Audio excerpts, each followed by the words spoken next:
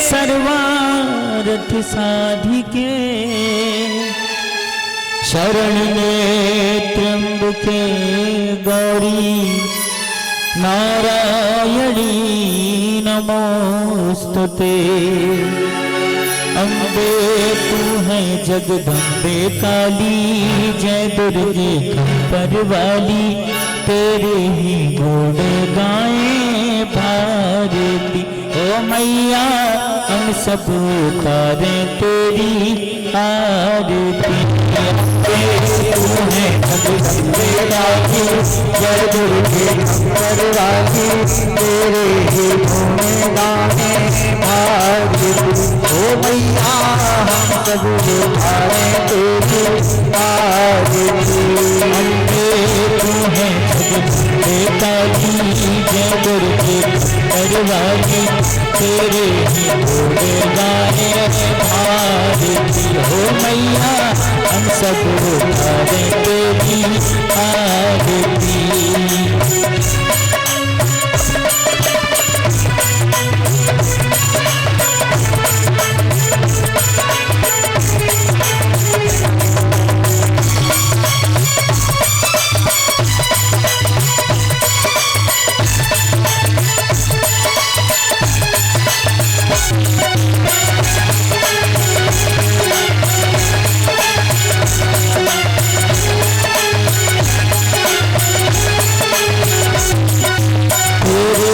जनों पर माता भीड़ पड़ी है भारी माँ, तेरे भक्त जनों पर माता भीड़ पड़ी है भारी माँ, तेरे भक्त जनों पर माता भीड़ पड़ी है भारी माँ, तेरे भक्त जनों पर माता भीड़ पड़ी है भारी माँ।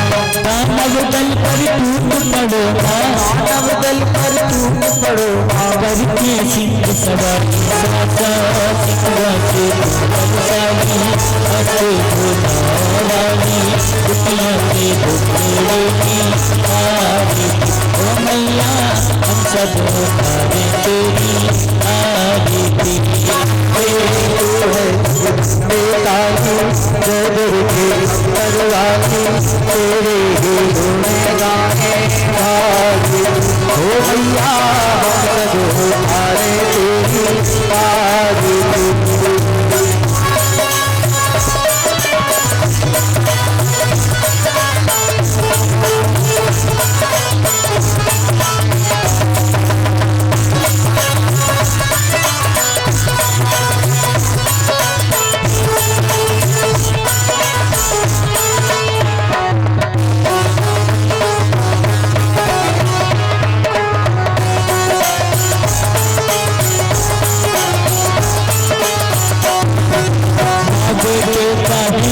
जग में बड़ा ही निर्मल नाता माँ, माँ बेटे का है इस जग में बड़ा ही निर्मल नाता माँ, माँ बेटे का है इस जग में बड़ा ही निर्मल नाता माँ, माँ बेटे का है इस जग में बड़ा ही निर्मल नाता माँ। भूत कपूत सुने हैं परना, भूत कपूत सुने हैं परना, माता सुनी तो माता सब पे करुणा बरसाने वाली, अमृत बरसाने वाली, दुखियों के टोटले वाली।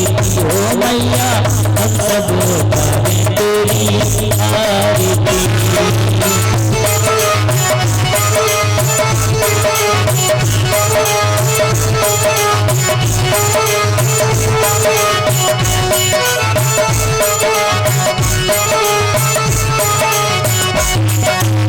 नहीं मांगते धन और दौलत चांदी न सोना माँ, नहीं मांगते धन और दौलत चांदी न सोना माँ, नहीं मांगते धन और दौलत चांदी न सोना माँ, नहीं मांगते धन और दौलत चांदी न सोना माँ। हम तो मांगे माँ तेरे मन में, हम तो मांगे माँ तेरे मन में, एक छोटा सा कोना सबकी बिगड़ी बनाने वाली, लाज बचाने वाली, सत्यों के सत्य को संवारती।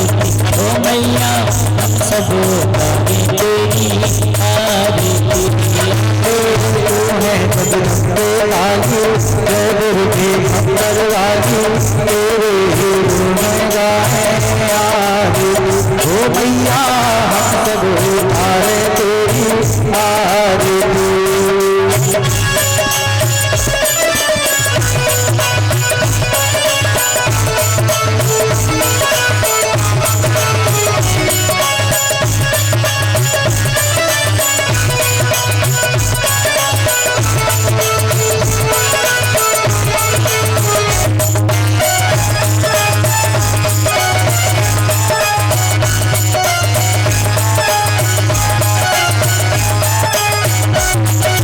छोटा सा परिवार हमारा सदा बनाए रखना माँ। छोटा सा परिवार हमारा सदा बनाए रखना माँ। छोटा सा परिवार हमारा सदा बनाए रखना माँ। छोटा सा परिवार हमारा सदा बनाए रखना माँ।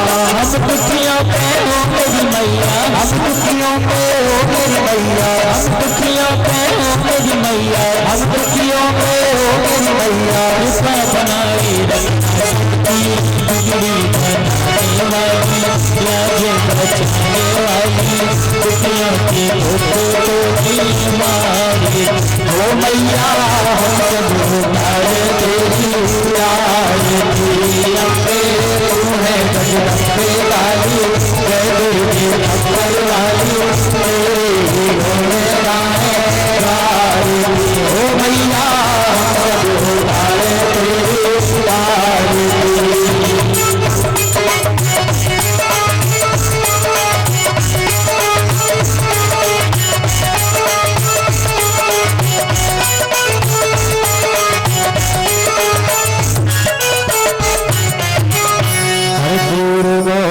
करुणावतारम सार सारम भजवेन्द्रहारम सदा वसंतम हृदयादिवृंदे भवानी संकल्पना। कालमाला कालिकाय कालमाला धराय विद्याधराय चरितंवराय नमः शिवाय नमः शिवाय। त्वमेव माता सहिता त्वमेव त्वमेव वन्दे सुता त्वमेव त्वमेव वीर्यार्जुनं त्वमेव त्वमेव शरणं देवदेव। गुरुर्ब्रह्मा गुरुर्विष्णुः गुरुर्देवो महेश्वरः गुरुर्साक्षात् परब्रह्म तस्मै श्री गुरुवे नमः तस्मै श्री गुरुवे नमः तस्मै श्री गुरुवे नमः। आराधनं समर्पयामि। हिंदुलेन शीतले करणं पुष्पे देवादिवन्दनम् आरोग्यार्थे देवादिवन्दनम् आत्मादिवन्दनम् मन्त्रपुष्पाञ्जलिः नानासङ्गल्पानि यथा काय भवानि च पुष्पाञ्जलिमात्तो ग्रहणं परमेश्वरे। नमः हरि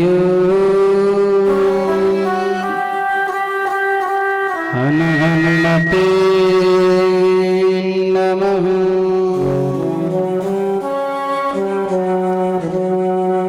गजाननं भूतगणादिसेवितं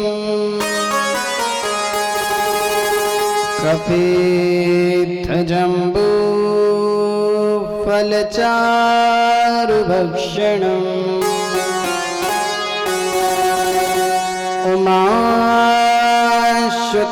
शोकविनाशकारकम् नमामि विघ्नेश्वरपादपङ्कजम्। लम्बोदरं परमसुन्दरमेकदन्तम् रक्ताम्बरं त्रिनयनं परमं पवित्रम् उद्यद्दिवाकरविभो ज्वलकान्तिकान्तम् विघ्नेश्वरं सकलविघ्नहरं नमामि। ध्यानमूलं गुरोर्मूर्तिः पूजामूलं गुरोर्पदम् मन्त्रमूलं गुरोर्वाक्यम् मोक्षमूलं गुरुकृपा। अतुलितबलधामं स्वर्णशैलाभदेहम् धनुजवनकृशानं ज्ञानिनामाग्रगण्यं सकलगुणनिधानं वानराणामधीशम् रघुपतिप्रियभक्तं वातजातं नमामि। या देवी सर्वभूतेषु बुद्धिरूपेण संस्थिता नमस्तस्यै नमस्तस्यै नमस्तस्यै नमो नमः। बोलिए जगज्जननी जगदम्बा मैया की जय। परम मंगलमय परात्पर अकारण ही करुणामयी जो जगत सृष्टि कारिणी है, पालनहारिणी है और रौद्र रूपा भवानी, जिसके लिए यह विश्व मानो क्रीड़ा स्वरूप है, ऐसी जगत सृष्टि कारिणी माँ जगत जननी जगदम्बा मैया को इस व्यासपीठ से कोटि कोटि नमन। आइए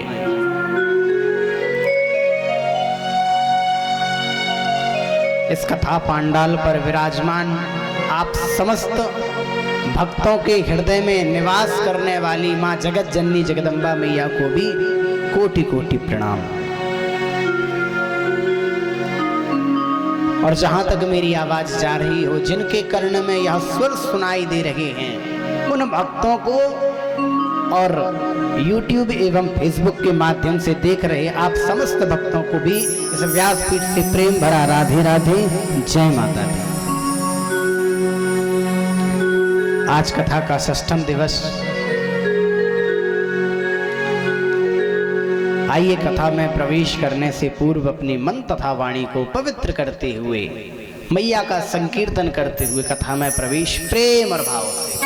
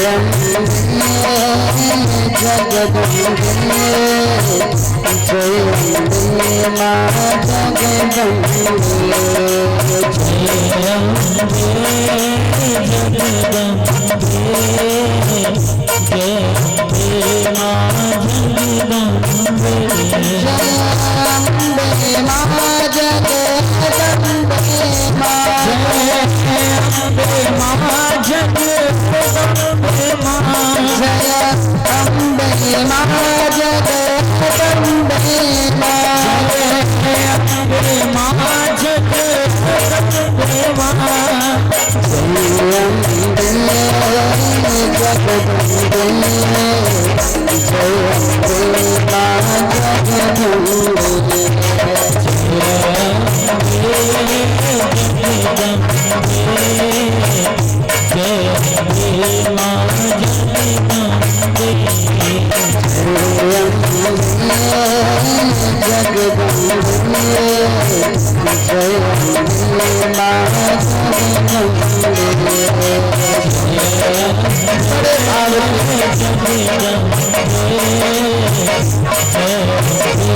माँ जगदम्बे।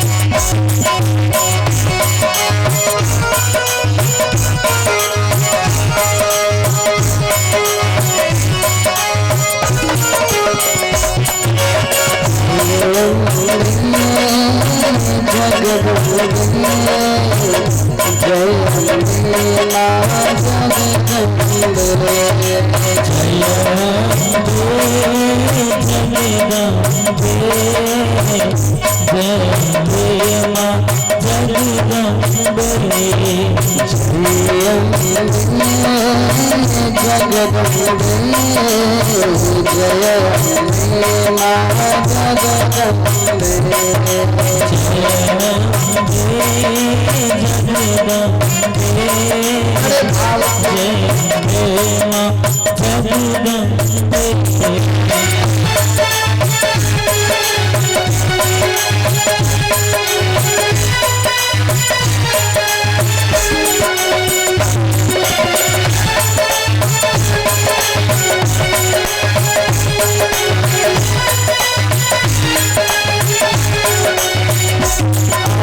आओ रे सावरिया लाल जी, मेरे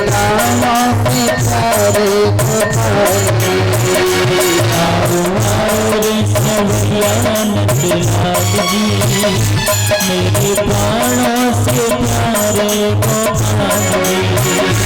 आओ रे सावरिया लाल जी, मेरे प्राणों से प्यारे गोपाल जी।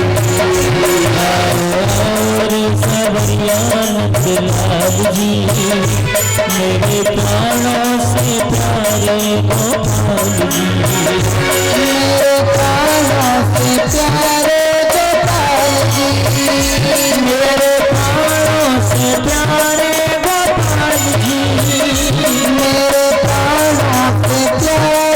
गोपाल जी, मेरे प्राणों से प्यारे गोपाल जी। आओ रे जी, मेरे प्राणों से प्यारे गोपाल जी। आओ रे मेरे प्राणों से प्यारे गोपाल जी।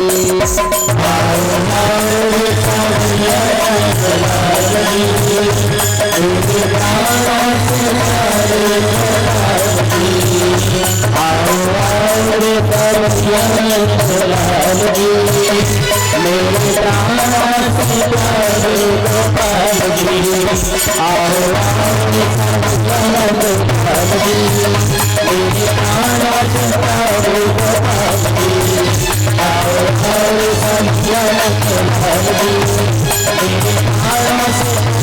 गोपाल जी, मेरे प्राणों से प्यारे गोपाल जी। प्राणों से प्यारे गोपाल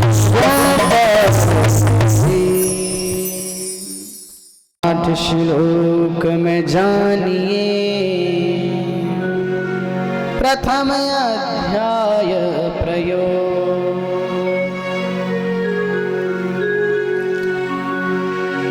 आज देवी भागवत के 6ठम स्कंद के प्रथम अध्याय में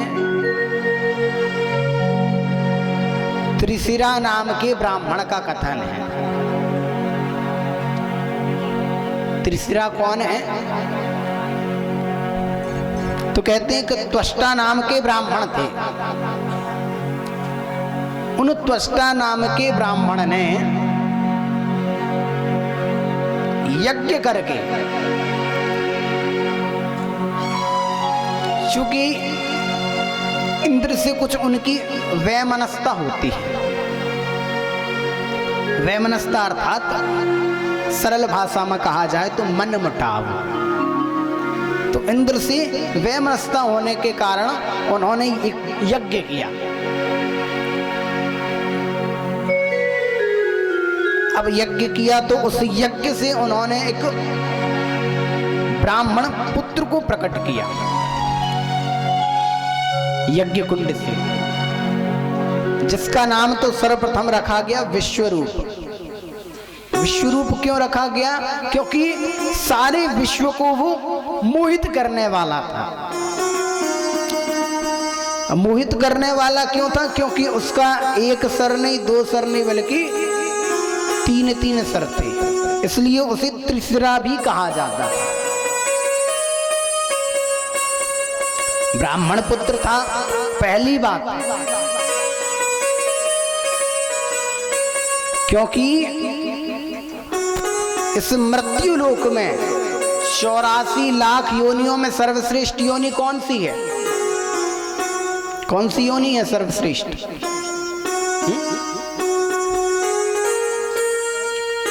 सर्वश्रेष्ठ योनि है मनुष्य योनि।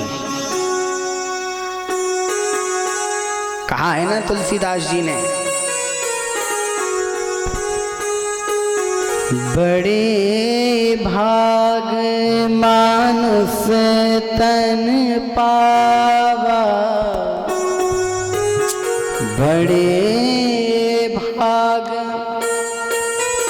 मानुष तन पावा,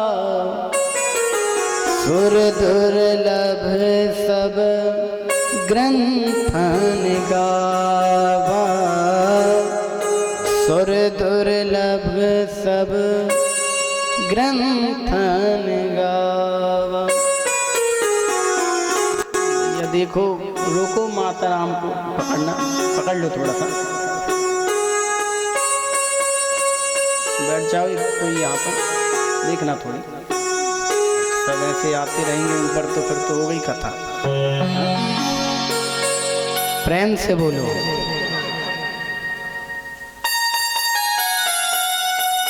नीचे भी बैठी रही मम्मा, वे भी बैठी नीचे, चलो ठीक। सीखो कुछ अम्मा से, कम से कम मंच में आने का सौभाग्य प्राप्त है, और हम लोग तो पंडाल भी नहीं आ पाते। और कहो कि अम्मा काहे नहीं आती, तो कहती पंडित जी चुंगा से तो सुनाई देते। ये देखो, कहते चुंगा से तो सुनाई देते। अब सामने रसगुल्ला रख दो और कह दो भैया खाओ बिना हाथ लगाए, दिख तो रहा है, भाव बना लो कि खा लिया, तब तो नहीं, तब तो नहीं, जब तक मुंह में नहीं जाएगा तब तक नहीं। तो सर्वश्रेष्ठ योनि है मनुष्य की योनि, और मनुष्य की योनि में भी सर्वश्रेष्ठ यदि कोई तन है, कोई वर्ण है, तो वो बतलाया गया है ब्राह्मण का।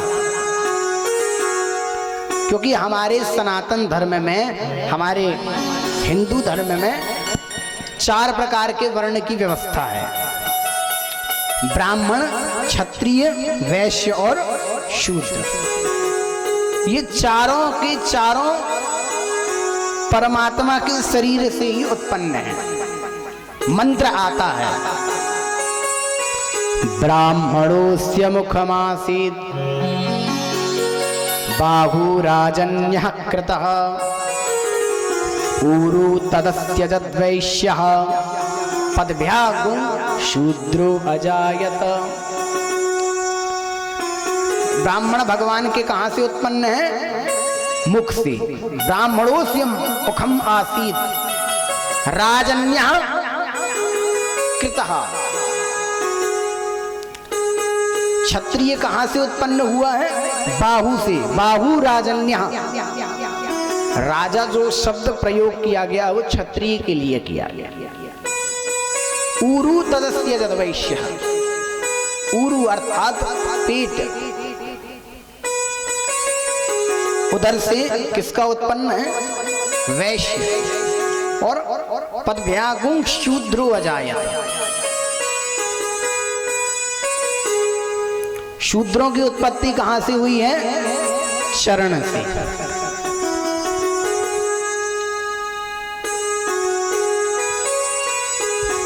तो जो सर्वश्रेष्ठ वर्ण है वो बतलाया गया ब्राह्मण। तो इंद्र ने विचार किया कि त्वष्टा तो सबसे पहले ब्राह्मण, अब उसका जो पुत्र है वो ब्राह्मण, देखने में भी सुंदर, वर्ण भी श्रेष्ठ, हो ना हो तपस्या भी बहुत करता था, कहीं ऐसा ना हो कि ये हमारी गद्दी छीन ले। क्योंकि इंद्र को केवल सबसे ज्यादा एक ही भय होता था, किसी ने तपस्या करना प्रारंभ किया नहीं कि उसे भय उत्पन्न कि भैया हमारी गद्दी ना छीन ले।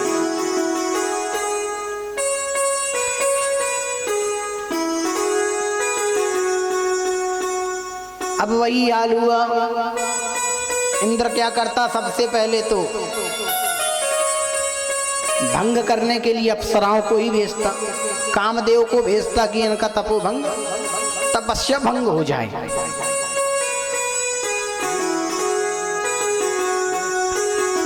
घृताची को, रंभा को, मेनका को इत्यादि जितनी अप्सराएं थी सभी को भेजा। और सबको भेजने के बाद लेकिन होना क्या था, त्रिशरा नाम का जो ब्राह्मण था बड़ा तपस्वी था। आइए आज हमारे गौ का हित करने वाले गोपाल जिनका नाम, ऐसे हमारे भारत भैया जी और आप समस्त भक्तगण उनके साथ आए हुए हैं। इस व्यासपीठ से सादुर्वाद, धन्यवाद।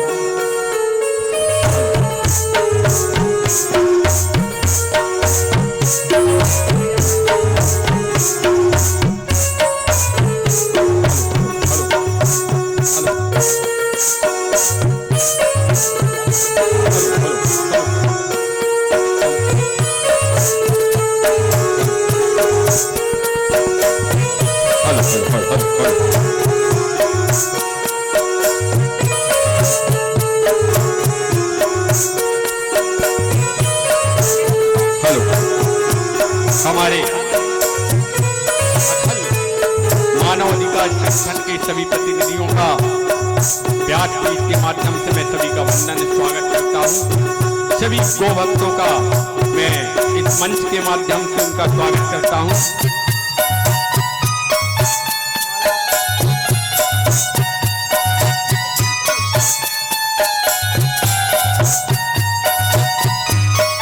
अखिल भारतीय मानव अधिकार संगठन के सभी प्रतिनिधियों का मैं व्यासपीठ के माध्यम से माननीय महाराज जी के तरफ से सभी का स्वागत वंदन करता हूं।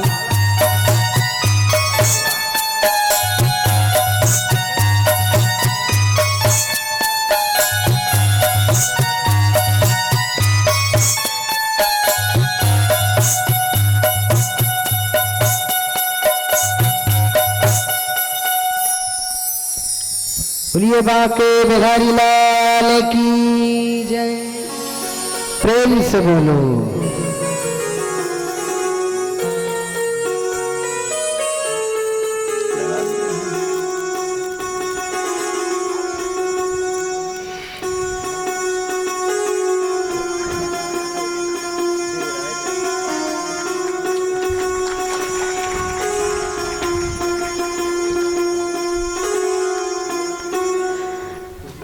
आइए कथा की ओर चलते हैं। तो वैमनस्ता उत्पन्न हो चुकी इंद्र के अंदर, कामदेव को भेजा, समस्त अप्सराओं को भेजा कि जाओ और जाकर के विघ्न करो, विघ्न करोगे तो तपस्या भंग होगी।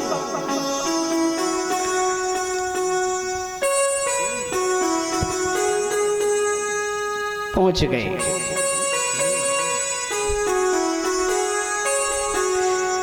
बिना अपराधं तपसां निधिर्हतः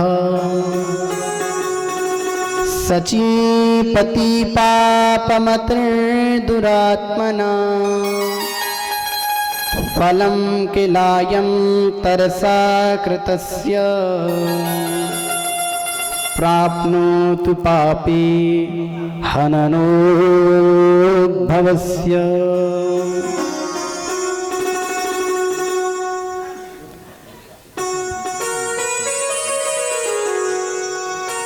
अब कहते हैं यहाँ पर इंद्र जब देखा कि कोई भी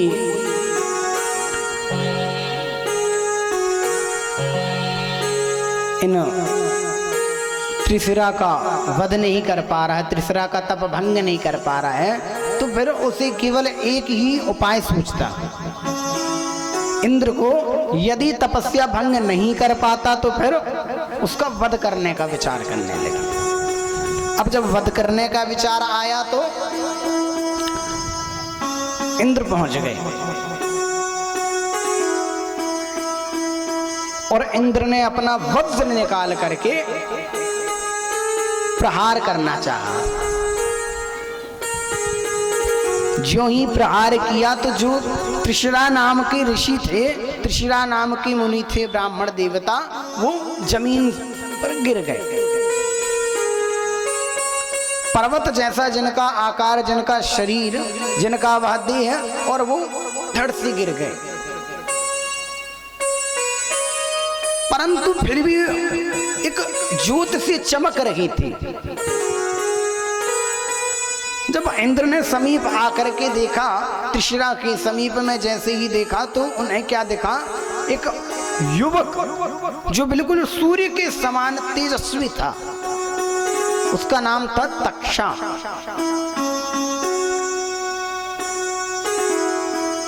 तक्षा से कहा इंद्र ने कि देखो ये जीवित है या मृत्यु को प्राप्त हो गया। उन्होंने कहा है तो जीवित। फिर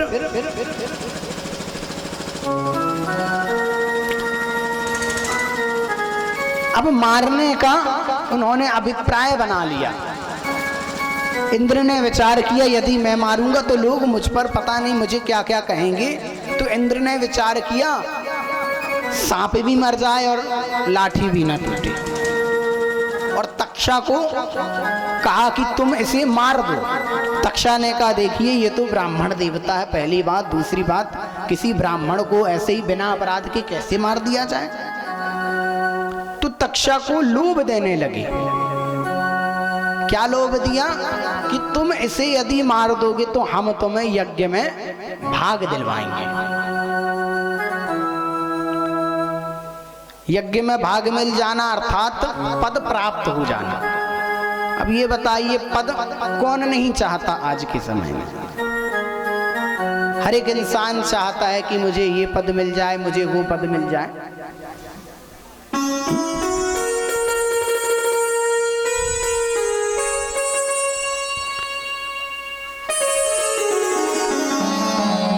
जब हनुमंतलाल जी महाराज रावण के पास गए सीता मैया को लेने के लिए, सीता मैया की खोज करने के लिए, तो रावण ने भी हनुमंतलाल जी महाराज को लोभ दिया। कहा कि मैं तुम्हें अपने लंका का प्रधानमंत्री बना दूंगा, तुम्हें सर्वश्रेष्ठ पद प्राप्त हो जाएगा। और प्रधानमंत्री का, आज के युग में प्रधानमंत्री का पद कौन नहीं चाहता बताइए। छोटा मोटा पद भी नहीं दिया, किसका? प्रधानमंत्री का। अर्थात हमारे बाद यदि कोई निर्णय लेगा तो वो होगे तुम। हनुमंतलाल ने कहा रे ऐसे कई प्रधानमंत्री हम छोड़ चुके हैं पद, मेरे पास तो एक ही पद है जो यहाँ ही नहीं, इस मृत्यु लोक ही में ही नहीं बल्कि तीनों लोकों में चलता है वो पद। कौन सा? राम पद। किस पद में विराजमान करते हनुमंतलाल जी महाराज? राम पद।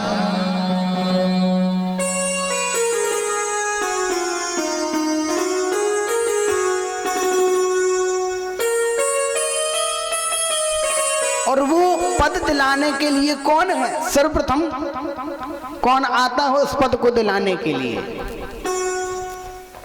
रामायण में क्या लिखा है? उस पद को कौन प्राप्त कराता है? गोविंद के पद को कौन प्राप्त कराता है? गुरु।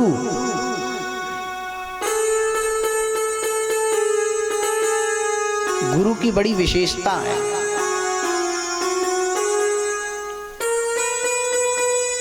सबसे पहले आया है गुरु के बारे में लिखा है, बंदहु गुरु पद पदुम परागा,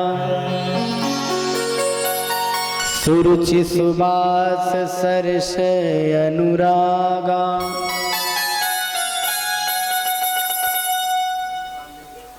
सर्वप्रथम गुरु का पद।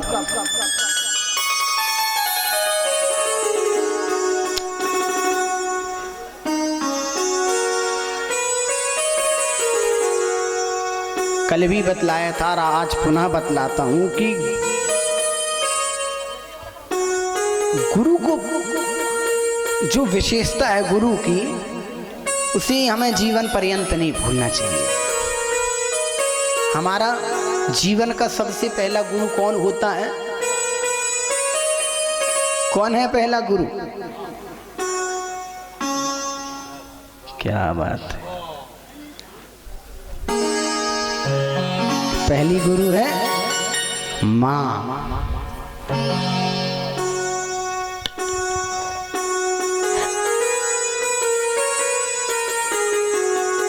और दूसरी गुरु कौन?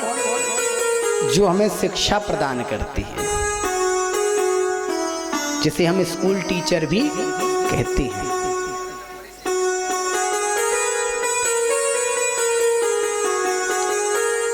और तीसरा गुरु कौन बनता है? जिसके प्रति हमारी प्रीति जागृत हो जाती है। क्योंकि शिक्षा गुरु तो कई हो जाते हैं, परंतु दीक्षा गुरु केवल एक ही होता है। तो एक बात का विशेष ध्यान रखना है कि कभी भी गुरु के लिए हमारे अंदर कुभाव उत्पन्न ना हो।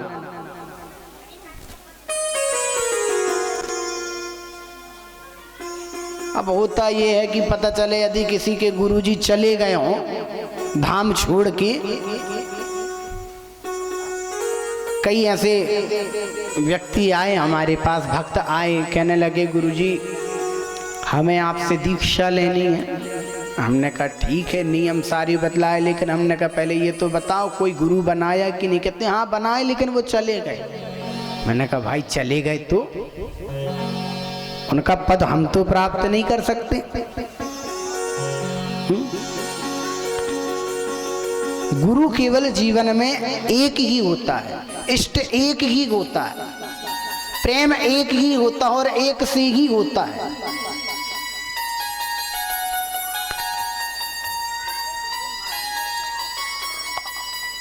और उस गुरु की पूर्ति कैसे हो? गुरु की कभी हम पूर्ति तो नहीं कर सकते, लेकिन गुरु को हम उनकी दक्षिणा भी नहीं दे सकते। बस एक नियम का पालन जरूर करो गुरु के प्रति, कि जब भी कहीं यदि गुरु की कहीं पर बुराई हो रही हो तो उस स्थान से आप हट जाओ। गुरु की कभी बुराई मत सुनो, जीवन में कभी मत सुनो। यदि आपने गुरु की बुराई सुन ली तो समझ लीजिए वो ब्रह्म हत्या के समान माना गया। शास्त्र तो ये तक कहता है महाराज कि यदि जो आपके गुरु की निंदा कर रहा है तो उसकी जिह्वा काट देनी चाहिए, ये शास्त्र कहता है। परंतु इस कलयुग में हम जिह्वा तो नहीं काट सकते, पता नहीं कितनी धाराएं लग जाएंगी। तो उस स्थान से हट जाओ, या तो उससे कह दीजिए कि हम अपने गुरु की निंदा नहीं सुन सकते। आपके मन में हमारी गुरु के प्रति प्रीति नहीं है, कोई बात नहीं, मत रखिए, परंतु हमारे सामने गुरु की निंदा मत करिए।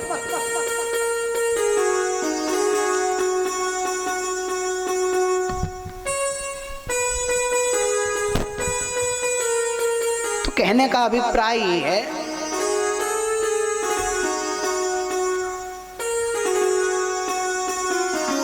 इंद्र ने तक्षा को कई लोभ दिए, नहीं माना, लेकिन जब यज्ञ में पद देने की बारी आई कि मैं तुम्हें यज्ञ में भाग दूंगा, तो उसे थोड़ा सा लोभ आ गया और क्या किया, उस त्रिशिरा के अर्थात उस विश्व रूप के उसने तीनों सर धड़ से अलग कर दिए।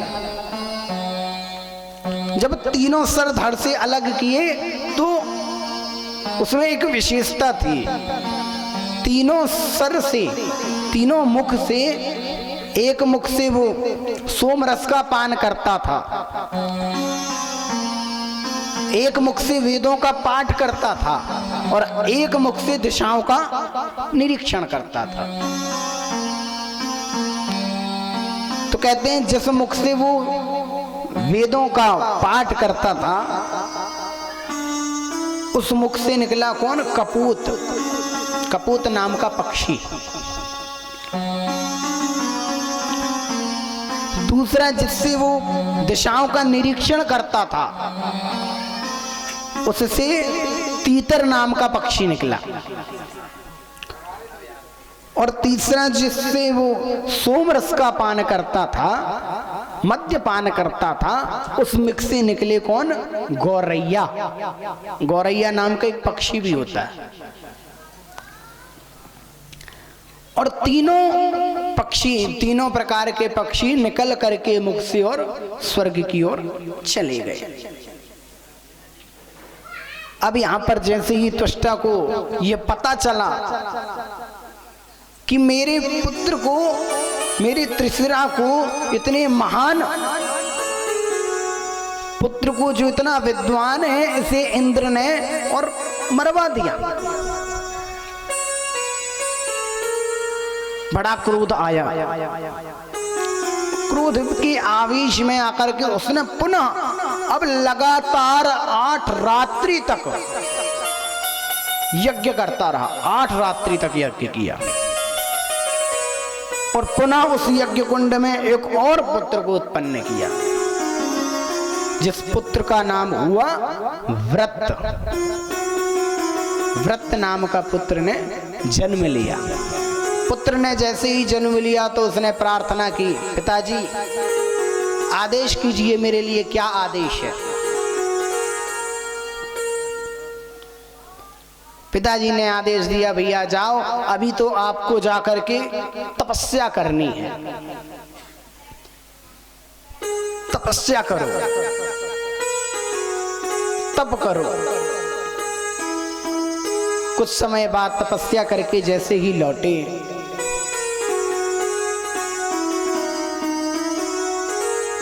अनेक अनेक वरदान प्राप्त हुए।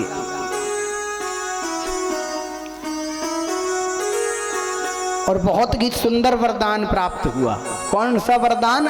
ना दिन में मरूं, ना रात में मरूं, ना सुबह मरूं, ना शाम मरूं।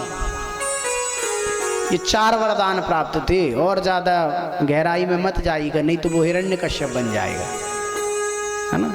क्योंकि हिरण्यकश्यप को ही ऐसा ही वरदान प्राप्त था, लेकिन हिरण्यकश्यप को बहुत बड़े बड़े वरदान थे। दिन रात सुबह शाम वाला तो ठीक है, हिरण्यकश्यप तो बड़ा चालाक था महाराज।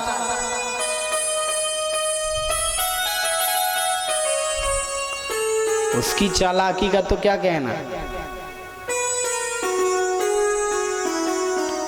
जब ब्रह्मा जी प्रकट हुए तो पहले तो उसने सीधे सीधे कह दिया अमर कर दो। ब्रह्मा जी ने कहा मूर्ख समझाए क्या, हा? अमरता का वरदान मुझे प्राप्त नहीं, मैं तुझे क्या दूंगा।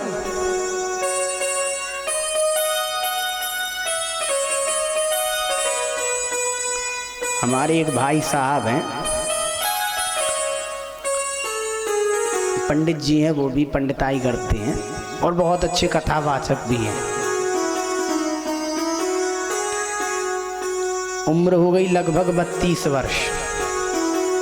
उनके पास एक भक्त जी आए और भक्त जी ने आकर के कहा, पंडित जी आशीर्वाद दो, जल्दी ब्याह हो जाए। पंडित जी ने कहा ऐसा आशीर्वाद मांग रहा जो मेरे पास खुद नहीं है, तुझे क्या दे दूं। तो भैया मटके में पानी रहेगा तो ही हम देंगे ना पीने के लिए, जब मटके में पानी ही नहीं तो तुम्हें क्या दे दें। तो ब्रह्मा जी ने कहा भैया जब मेरे पास ही नहीं मैं भी नारायण के आदेश से चलता हूँ, कब मुझे बदलना है। ब्रह्मा की भी एक उपाधि है, ब्रह्मा का भी एक पद है। जब नारायण का, जगदम्बा का आदेश होगा तब उस पद को उसे भी बदलना पड़ेगा। ब्रह्मदेव ने कहा दूसरा वरदान मांगो।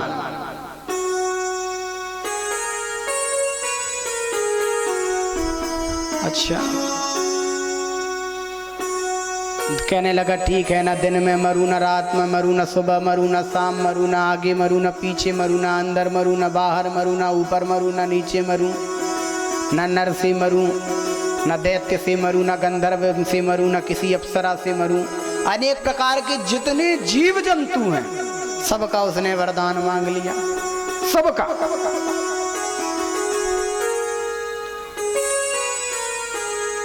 वो विचार करने लगा कि मैंने तो सब वरदान मांग लिए। अब ब्रह्मदेव ने भी कहा तथास्तु। अब बड़े मद में होकर के, अहंकार तो आ ही जाता है जब सर्वगुण संपन्न हो जाते हैं तो। अब हिरण्यकश्यप भी सर्वगुण संपन्न हो ही गया था, किसी प्रकार का कोई भय नहीं था, चल दिया। मन ही मन मुस्कुरा रहा है, यहाँ ब्रह्मदेव भी मुस्कुरा रहे हैं मन ही मन। ब्रह्मदेव कह रहे देखो इसने ये तो विचार कर रहा है कि मैंने बहुत बड़ी चालाकी कर ली। क्या चालाकी की? कि मैंने तो ब्रह्मा जी को पता नहीं चला और मैंने अमरता का वरदान मांग लिया।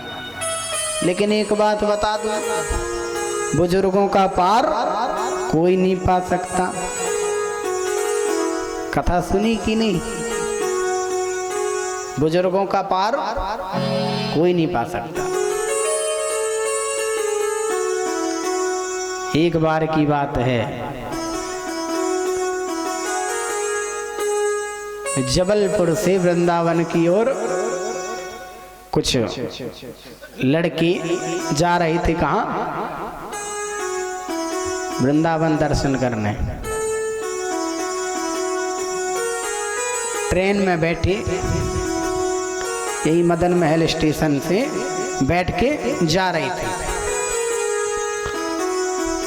और उसी ट्रेन की बोगी में, जिस डिब्बे में वो 20 लड़के थे, और उसी डिब्बे में एक साधु बाबा बैठे। दुर्भाग्यवश साधु बाबा बेचारे अकेले और वो 20 लड़के। अब उस समय मोबाइल तो ज्यादा चलते नहीं थे, टाइम पास कैसे हो। तो सब लड़के कहने लगे भैया चलो अंताक्षरी खेलना। कोई कहता नहीं नहीं अंताक्षरी नहीं खेलेंगे, कोई कहता कुछ करो, कोई कहता कुछ करो, किसी को कोई बात ना जमी। सबने देखा, कहते अरे एक काम करो, वो दादा बैठी, चलो दादी की मजा लेके आते हैं, दादा का आनंद लेते हैं। वो साधु बाबा जा रहे हैं। अब जैसे ही साधु बाबा ने देखा तो बेचारे वैसे ही बैठे थे खिड़की में और दुबक के किनारे कोंटे में बैठ गए। सब आके बैठ गए उन्हीं के पास, दादा के पास। कहते बाबा जी कहाँ जा रहे हो? तो बेचारे बाबा जी सहमते हुए कहते भैया वृंदावन जा रहा हूँ, बहुत समय हो गया है, दर्शन नहीं किया। कहते अच्छा। कहते बाबा कुछ रखे हो खाने पीने को कि नहीं? बाबा ने कहा भैया मेरे पास क्या होगा, मेरे पास तो ये झुल्ला है पड़ा हुआ है बस। तो बाबा कुछ नहीं है? नहीं। तो तभी उन 20 लड़कों में एक लड़के का दिमाग क्या दौड़ा, कहता चलो भैया, हर डिब्बे में वो लगी होती ना चैन, चैन खींचो तो गाड़ी बंद हो जाती है। तो कहते एक काम करो, जंजीर खींच देते हैं चल के। अब जो जंजीर खींचने जा रहा था तो दूसरा कहता भैया फंस जाएंगे, जंजीर खींचेंगे तो, हम लोगों ने टिकट भी नहीं ली। कहते कोई बात नहीं, टिकट नहीं ली तो क्या हुआ, 20,000 रुपए तो है हमारे पास। सभी लोग 1,000 रुपए रखे हुए थे कि खर्चा के लिए, कहीं कुछ खरीदेंगे कहीं कुछ खाएंगे। कहते एक काम करेंगे, सब इकट्ठे कर लो पैसे, मान लो यदि टीटी आता है पूछना तो दे देंगे। और जंजीर खींच ली। जंजीर खींची, जैसी जंजीर खींची टीटी आ गया। अब टीटी आया, चिल्ला करके बोलने लगा, भैया किसने चैन खींची? सारे के सारे जितने लड़के थे सबने कहा ये बाबा ने चैन खींची। बेचारा बाबा और दुबक के बैठ गया। बाबा कहते राम राम राम, मुझे फंसाए जा रहे हैं, बताओ। मैं उस बंसीवारे के दर्शन करने जा रहा हूं, ऐसा ना हो कि जहां बंसीवारे ने जन्म लिया वहीं पर मुझे मरना पड़े। बंसीवारे का जन्म कहाँ हुआ? जेल के अंदर। कहते भैया ये तो मुझे मरवा के मानेंगे। जैसे तैसे वो टीटी आया। कहते बाबा क्या बात है, चैन खींची आपने? टीटी ने कहा हाँ भैया हम ही ने खींची। अब ये लोग कह रहे तो हम ही ने खींची।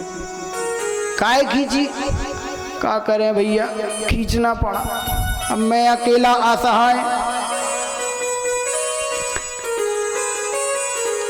अरे खींची क्यों, कारण क्या है?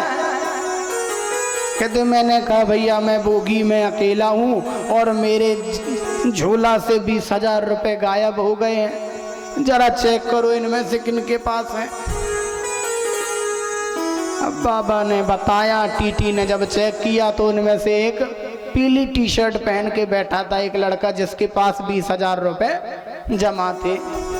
निकाला, 20,000 मिल गए, दादा को रख ली। और जितने थे लड़के सब बिना टिकट के तो थे ही, सबको जेल में अंदर कर दिया। तो कहने का भाव ये महाराज की बुजुर्ग का पार कोई नहीं पा सकता।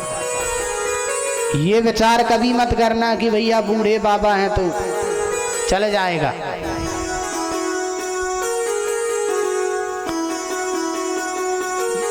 तो इस बात का विशेष ध्यान रहे कि कभी बूढ़े को तंग नहीं करना है।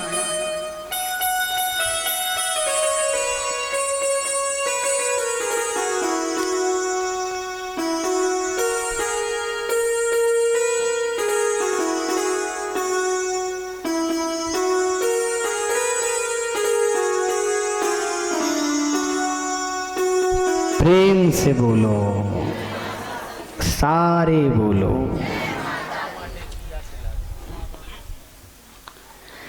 बंगला दिया दिया, गाड़ी दी, कारोबार दिया। बंगला दिया, गाड़ी दी, कारोबार दिया। बंगला दिया, गाड़ी दी, कारोबार दिया।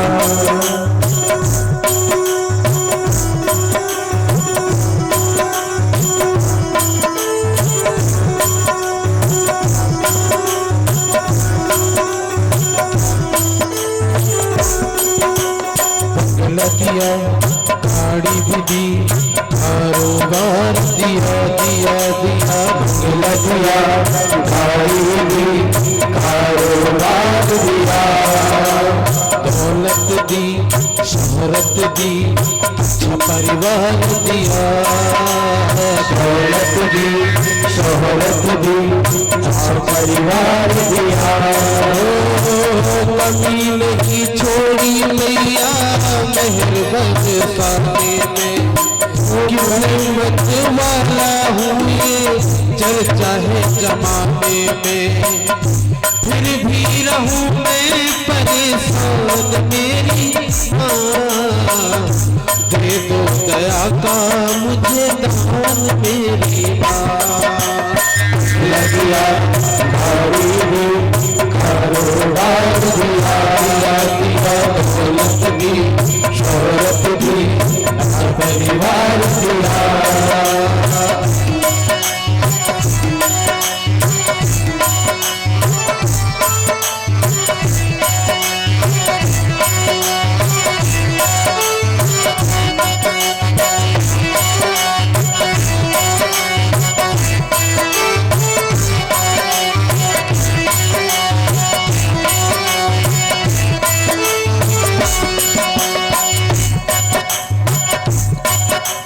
कुछ भी नहीं था पास मेरे तब तेरे आता था। करता आहे भरता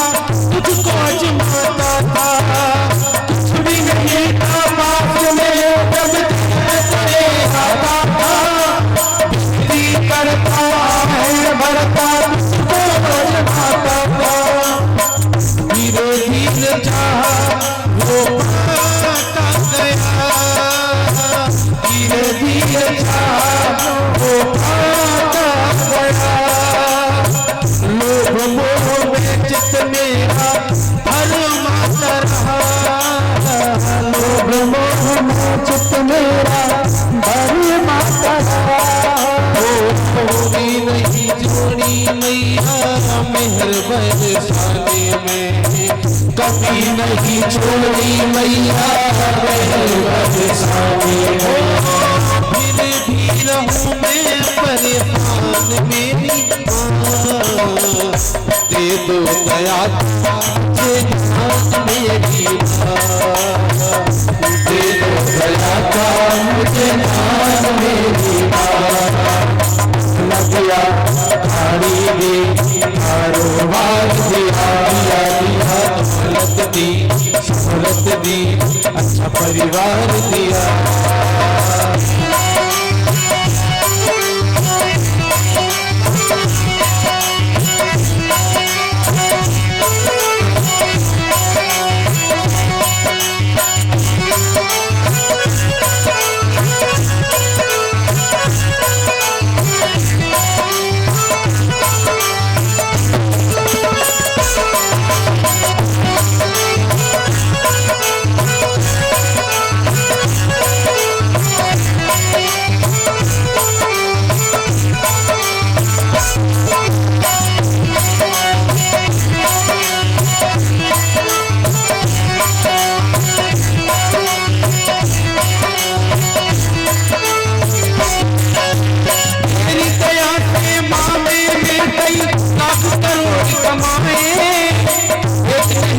कमाई नाम की हालत समझ में आए, तेरी दया से माँ मैंने कई करोड़ कमाए, नहीं कमाई नाम की हालत समझ में आए।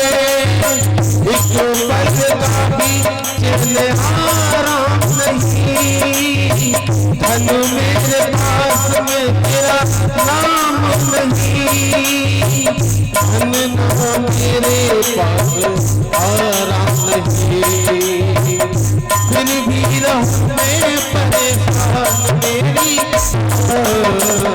दे दो दया का मेरी माँ, दे दो दया का मुझे ध्यान मेरी माँ। लगिया खाड़ी दी कारोबार दिया दिया दिया दौलत दी शोहरत दी अच्छा परिवार दिया। लगिया खाड़ी दी कारोबार दिया दिया दिया दौलत दी शोहरत दी अच्छा परिवार दिया। लगिया खाड़ी दी कारोबार दिया दिया दौलत दी शोहरत दी अच्छा परिवार दिया। बोल जगदम्बा मैया की।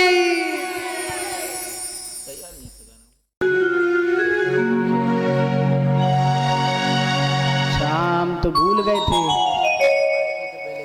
आज तो कौन सा डे है? और टाइम दे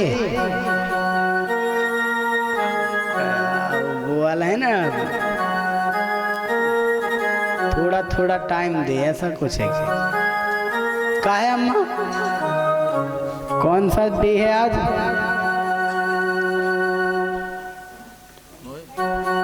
बैल के साथ टाइम दे। अच्छा, बेलन टाइम। हाँ, बेलन के साथ तो रोज टाइम देते हो। हाँ?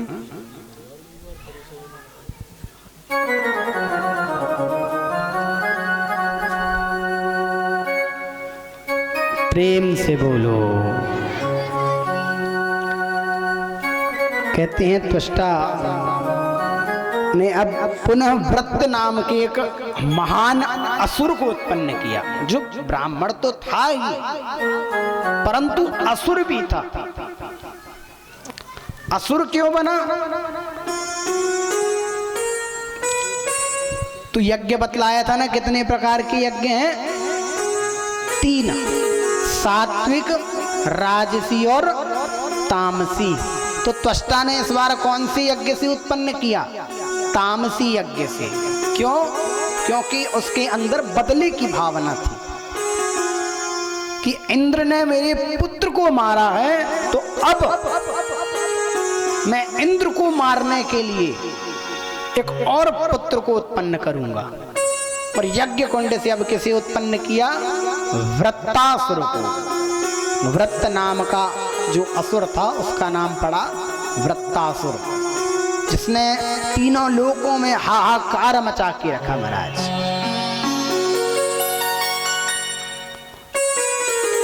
उसे ये तो वरदान था कि न सुबह मरूं न शाम मरूं, लेकिन उसको मारने के लिए कोई अस्त्र भी नहीं बना।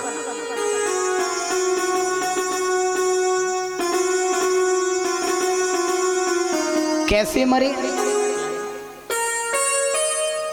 कालांतर में पुराणों में कथा आती है कि दधीची नाम के ऋषि की हड्डियों से और एक वज्र बनाया गया जो इंद्र को सौंपा गया।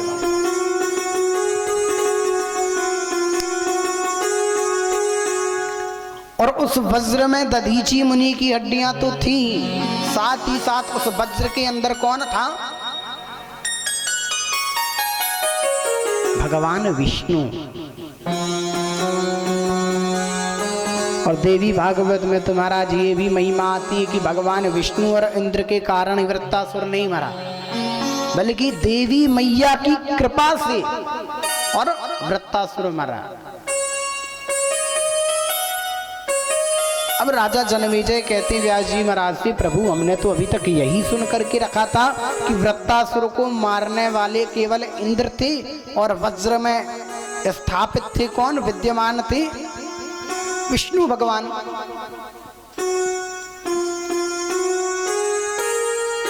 कहते हाँ, परंतु देवी भागवत में कथा आती है षष्ठम स्कंद में कि बिना मातृशक्ति के उसे मारना संभव नहीं था। अच्छा, शक्ति की प्रधानता क्यों है? कभी ये विचार किया? हर स्थान पर बिना शक्ति के, बिना नारी शक्ति के और हमारा अस्तित्व कुछ नहीं। हमारा ही क्या, परमात्मा का भी कोई अस्तित्व नहीं बिना नारी शक्ति के। भगवान राम का नाम लेने के पहले किसका नाम लिया जाता है? सीता। सीता राम, राधे श्याम, उमा शंकर, लक्ष्मी नारायण। तो जब त्रिदेव भी और माँ के नाम के बिना अधूरे से लगते हैं, मानो फीके से लगते हैं, तो फिर हम और आप तो कलयुगी।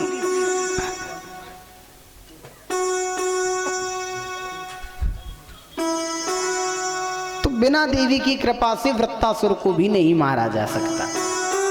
अब वृत्तासुर के दिमाग में त्वष्टा ऋषि ने केवल एक ही बात भरी कि भैया, इंद्र ने आपके त्रिशिरा नाम के भाई को मारा है और आपको इसका बदला लेना है। चला गया, हाहाकार मचा करके रख दिया तीनों लोकों में।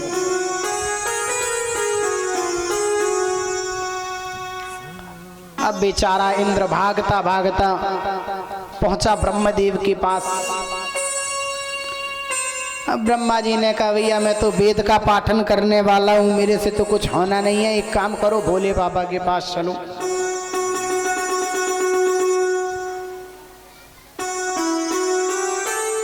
अब भोले बाबा के पास जैसे ही पहुंचे तो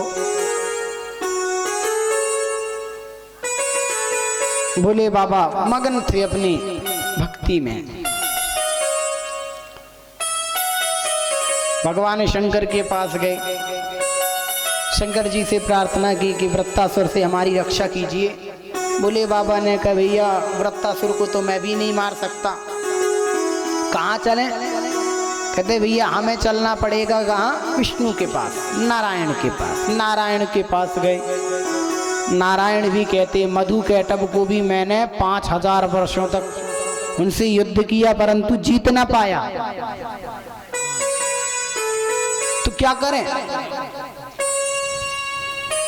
अब गए हैं सुमेरु पर्वत।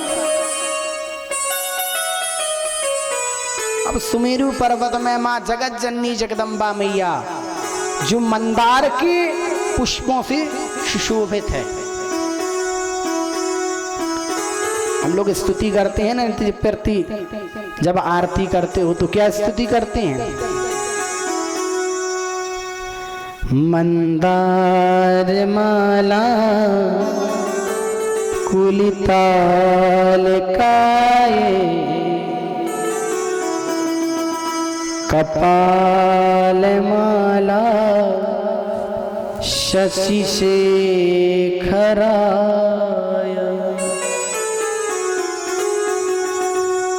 कुछ लोग आरती में क्या गाते हैं?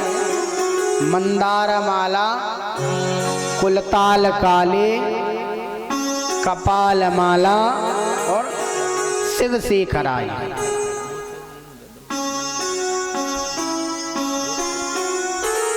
अर्थ समझते नहीं हैं, सुन लिया और गा दिया।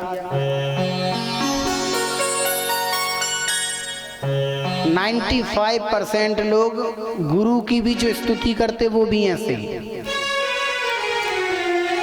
जरा बोलो, कोई एक भक्त बोलना गुरु की स्तुति, गुरु ब्रह्मा बोलो, बोलिए, बोले राघवेंद्र जी, आप बोले माइक में बोलिए तो सुनाई दे। हाँ, गुरुर्ब्रह्मा गुरुर्विष्णु गुरुर्देवो महेश्वर, गुरुर् साक्षात् परम ब्रह्म तस्मै श्री गुरुवे नमः। अब बताओ सही बोल रहे कि गलत? हमारे साथ हैं इसलिए डर के कारण मत बोलो, सही बोल रहे हैं या गलत ये बताओ। सही है? गलत है। क्यों है गलत? क्या कह रहे हैं? गुरुर ब्रह्मा। क्या बोल रहे हैं? गुरुर ब्रह्मा। गुरुर किसे कहते हैं? घमंड को। तो क्या घमंड ही ब्रह्मा है? घमंड ही विष्णु है? गुरुर ब्रह्मा, राम में छुट्टी को मात्रा लगी हुई है और हम लोग जल्दी जल्दी गुरुर ब्रह्मा गुरुर विष्णु गुरुर देवो महेश्वरा। तो गुरुर बोलो ना।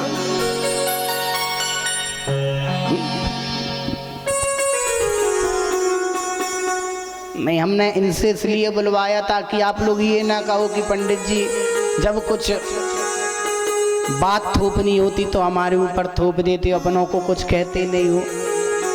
तो ऐसा नहीं है, हमारे लिए आप भी वही हैं और ये भी वही है। लेकिन इस बात को विशेष ध्यान रखना कि क्या बोलना है? गुरुर ब्रह्मा गुरुर विष्णु गुरुर्देव महेश्वरा, गुरुर साक्षात परब्रह्म तस्मै श्री गुरुवे नमः। तो जगदम्बा मैया कैसी हैं? मंदार माला कुलिताल काये, मंदार के पुष्पों से जो सुशोभित है, ऐसी मां जगत जननी जगदम्बा। जब आरती करते हैं तो बोलते ना सबसे पहले कर्पूर गौरम करुणावतारम। अब जैसे ही कपूर गौरम बोलते हैं तो तुरंत कपूर जलाने लगती हैं अम्मा कि कपूर की आरती आ गई, जल्दी जलाओ, कहीं मंत्र पूरा हो जाए और कपूर ही न जल पाए। तो ये विचार मत करो, वहां कपूर जलाने के लिए नहीं कहा जा रहा है कि अम्मा कपूर जला लो। कर्पूर गौरम कहा है भगवान भोलेनाथ को। भगवान भोलेनाथ का जो तेज है, जो स्वरूप है, वो कैसा है? कर्पूर गौरम। कितने गोरे हैं? कर्पूर की तरह। अब विचार कीजिए कि कपूर कैसा है। वो लोग कहते हैं अरे औघड़दानी है, भोले बाबा है, देख के आदमी डर जाता है। ऐसा नहीं है। हाँ, उनका स्वरूप थोड़ा सा डरावना है, भयानक है, जैसे सहज ही हम नहीं देख सकते। कहने का भाव ये है कि और हमारे भोले बाबा में एक विशेषता भी है ना कि जिसे कोई नहीं अपनाता उसे मेरे भोले बाबा अपनाते हैं। एक बार सांप और बिच्छू गए भगवान के पास, कहते हमें शरण में ले लो। भगवान ने कहा शरण में क्यों ले लूं? अरे जीव जंतु हो जैसे और सब घूम रहे, आप भी घूमो। कहते महाराज अपना लो। भगवान ने कहा अपना लें? कहते अरे जौन भी देखा था सो हमारे मोह के कुचरवे के लाने डंडा रखो रहते। कम से कम आपके साथ रहेंगे तो नाम तो रहेगा कि हाँ भोले बाबा के साथ हैं। तो जो भक्त हैं भगवान भोलेनाथ के वो कभी नाग को नहीं मारते। क्यों नहीं मारते? कहते भैया ये नाग देवता है, वो कुल देवता भी होते हैं, तो कभी मारना नहीं। वो नाग कौन है? नागेंद्र हाराय त्रिलोचनाय। भगवान भोलेनाथ की एक और स्तुति है, पंचाक्षर स्तोत्र जिसे कहते हैं, तो उसमें वर्णन किया गया है भोलेनाथ का कि नागेंद्र हाराय त्रिलोचनाय भस्मांगरागाय महेश्वराय नित्याय शुद्धाय दिगंबराय तस्मै नकाराय नमः शिवाय। नागेंद्र अर्थात नागों के भी जो राजा हैं, इंद्र कहते हैं राजा को, तो नागों के भी जो राजा है नागेंद्र हाराय। तो भगवान का स्वरूप कैसा है? कर्पूर गौरम करुणावतारम, करुणा के अवतार हैं। बड़ी जल्दी किसी पर भी दया खा जाते हैं, ये नहीं देखते कि कौन मेरा हित करेगा कौन अहित करेगा। भस्मासुर को क्या वरदान दे दिया? किसी के भी ऊपर हाथ रखो और भस्म कर दो। क्योंकि भस्मासुर बहुत बड़ा शिष्य था भोले बाबा का। देखो गुरु और शिष्य की बात आई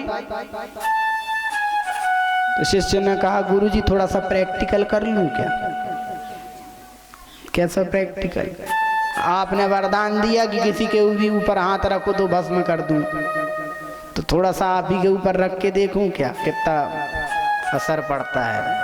भोले बाबा ने कहा नहीं भैया। कहते नहीं नहीं मैं तो रखूंगा। और बस हाथ बढ़ाए कि भोले बाबा सटपट दौड़े फिर कहने भाई भैया धोखे से यदि रख दिया तो। पर भगवान नारायण को पुनः दूसरी बार मोहिनी अवतार लेकर के आना पड़ा। 2 बार उन्होंने मोहिनी अवतार लिया। एक तो तब जब असुरों को मदिरापान सुरापान करने से रोकना था, और एक अब।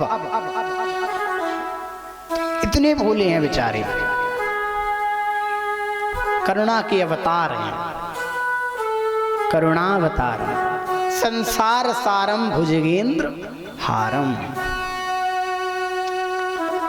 संसार के केवल एक ही जो सार है,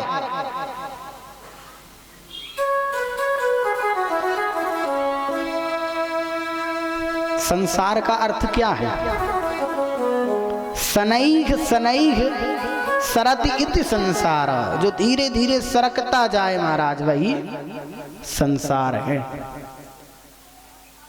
संसार सारम भुजगेंद्र हारम सदा वसंतम हृदयारविंदे भवम भवानी सहितम नमामि। जो सदैव भवानी मैया के साथ सहितम नमामि, ऐसे भगवान भोलेनाथ को हम नमस्कार करते हैं। बोलिए भवानी शंकर की। ऐसी जयकारा बोलते क्योंकि बाजू बारी तक न सुनाई दे। बस एक दिन का कष्ट और है, आज की बात है और कल की बात है। एक बात ध्यान रखना, गुरुजी का आदेश है कि जो तीसरा पुराण होगा वो किसका होगा? भोले बाबा का। और अभी से कंजूसी कर रहे हो तो भोले बाबा भी कहेंगे देखो भैया। प्रेम से बोलो। तो मंदार के पुष्पों से सुशोभित मां जगत जननी जगदम्बा मैया की स्तुति करने लगे। ब्रह्मा विष्णु महेश इत्यादि समस्त देवता, इंद्र देवता, वरुण देवता, हे परमात्मा, हे पराम्बा जगदम्बा मैया, अब आप ही हैं जो हमारी रक्षा कर सकते हैं। तो राजा जन्मेजय व्यास जी महाराज से पूछते हैं कि प्रभु ये तो बतलाइए कि जो माँ है जिसके अंदर ममता होती है, उसका पुत्र कितना भी कुपुत्र ही क्यों ना हो, लेकिन वो कभी किसी का अहित नहीं करती, उसके लिए पुत्र भी, स्वयं का पुत्र भी है तो उससे उतना प्रेम है, दूसरे का है तो भी उससे उतना प्रेम है। तो फिर उन्होंने त्रिदेवों की रक्षा कैसे की, त्रिदेवों की सहायता कैसे की वृत्तासुर को मारने के लिए। तो कथा आती है, उन्होंने वरदान दे दिया कि हाँ मैं मारूंगी तो नहीं, लेकिन कारण मैं ही बनूंगी, अदृश्य रूप में रह करके, और मैं ही उस वज्र में शक्ति प्रदान करूंगी। लेकिन तब तक आपको संभालना होगा उस वृत्तासुर को। अभी तुरंत में तो मैं उसे मार नहीं सकती, कुछ समय उसे रोक कर रखूं। इंद्र तो थे ही निपुण, चतुरता तो थी ही। इंद्र गए और जाकर के कहने लगे कि मैं आपसे मित्रता का हाथ बढ़ाने आया।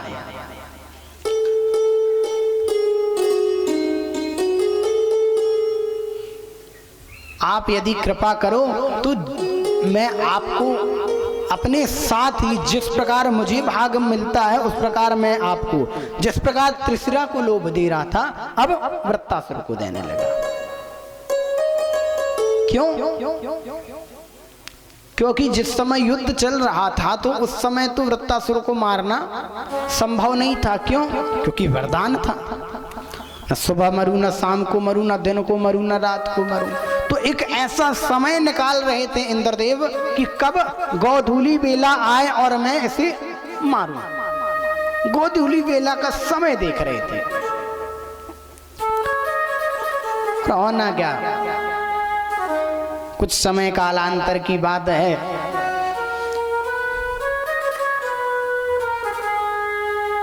कि त्वष्टा मुनि के पुत्र वृत्तासुर अब गए इंद्र के साथ और यमुना के तट में, और जाकर के अपने अपने कार्य में रत थे। उसी समय इंद्र ने अपना वज्र निकाल लिया, और ज्यों ही वज्र निकाला, वृत्तासुर सारी कहानी समझ गए कि इसने मुझे छल से मारने का प्रयास कर रहे हैं। और वो समय था गोधूली बेला का। उस गोधूली बेला के समय, और आज इंद्र ने अपना वज्र निकाला और उस क्षीर सागर में एक फैन उत्पन्न हुआ, और उस फैन में ही मां जगत जननी जगदम्बा की शक्ति विराजमान थी। उस फैन की शक्ति से ही उस वज्र में एक अदृश्य शक्ति विराजमान हुई, और वह शक्ति आज मां जगत जननी मैया की वह शक्ति ऐसी विद्यमान हुई कि उसे दिख तो कुछ नहीं रहा, परंतु कहते हैं कालांतर में कथा आती है कि वज्र में उसे केवल नारायण दिख रहे हैं, किसी वृत्तासुर को। और बस वृत्तासुर ने हाथ जोड़ लिए, और वृत्तासुर हाथ जोड़ करके स्तुति करने लगे भगवान नारायण से। एक ही स्तुति की कि प्रभु मैं तो कुछ नहीं जानता, और मेरा कोई अपराध भी नहीं है, मैं तो केवल अपने भाई के बदले के लिए और इस इंद्र को मारना चाहता था। इस इंद्र को जो अभिमान है, इसने अपनी पद के लिए, अपनी गद्दी के लिए मेरे भाई को मार दिया। मेरे गुरु समान, मेरे पिता के पुत्र को मार डाला और इस प्रकार से स्तुति करने लगा। अच्छा, पहले समय में कि नियम भी हुआ करते थे, यदि युद्ध भी होता था ना तो युद्ध का भी एक समय निश्चित किया जाता था। सूर्योदय से लेकर के सूर्यास्त तक ही युद्ध होना, उसके उपरांत ना तो उपरांत होता था ना पूर्व। कहने का भाव ये है, अब आज के समय जो युद्ध होते उसमें तो कोई नियम नहीं देखे जाते महाराज, और आते ही में डंडा लेके निकल पड़ी, तेने ऐसी कही थी। हाँ? कुरुक्षेत्र में भी दुर्योधन ने भी नियमों का पालन किया। अब वो बात अलग है, जब कलयुग प्रवेश करने लगा तो फिर एक अनीति से कुनीति से फिर पांडवों के पुत्रों को मारा, लेकिन वहां पर भी दुर्योधन ने नहीं मारा। किसने मारा? अश्वत्थामा ने।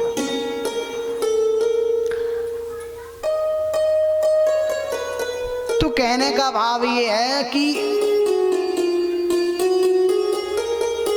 जो वृत्तासुर थे तो वृत्तासुर ने इंद्र से प्रार्थना की कि मेरी इस वेला में मुझे पहले संध्या करना है, भगवान का मैं जाप कर लूं, भगवान का तप कर लूं, फिर तो मेरी अंतिम स्थिति है ही, मार देना, लेकिन पहले मुझे थोड़ा सा स्मरण कर लेने दो। और स्मरण करके केवल भगवान से यही प्रार्थना कहता है, हे भगवान अहम दासानुदासो, अर्थात मुझे आपके दास के भी दास की चरणों की धूली प्राप्त हो जाए और कुछ नहीं चाहिए, बस मुझ पर इतनी कृपा करो। और एक सहजता से उसने अपने प्राणों को त्याग दिया। वृत्तासुर कोई पापी नहीं था, लेकिन तामसी यज्ञ से उत्पन्न हुआ, इसलिए उसे असुर का नाम दिया गया।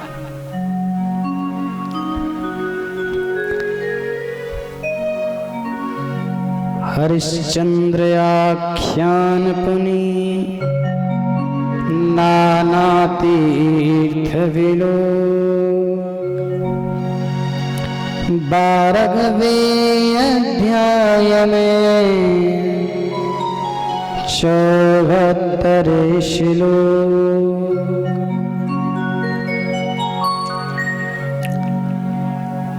द्वादश स्कंद में षष्ठम स्कंद के द्वादश अध्याय में कथा आती है राजा हरिश्चंद्र की।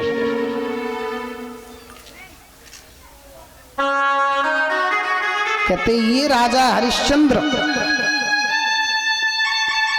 जो सत्यवादी थे,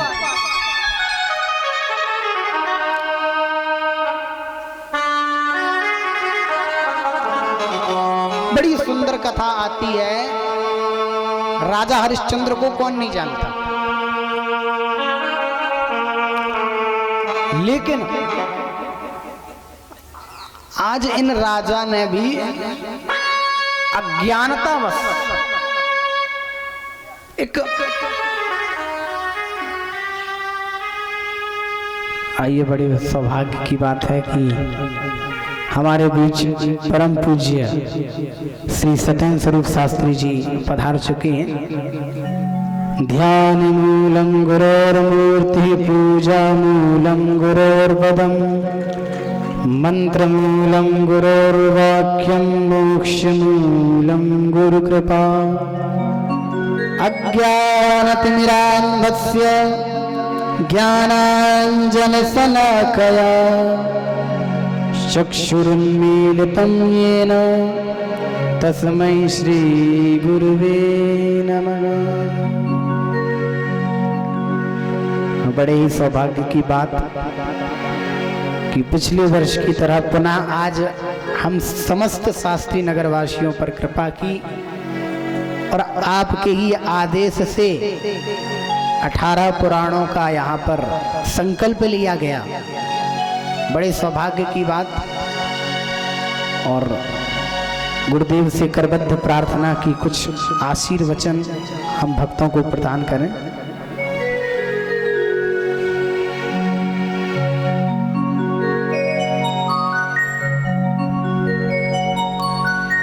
नमो ब्रह्मण्य देवा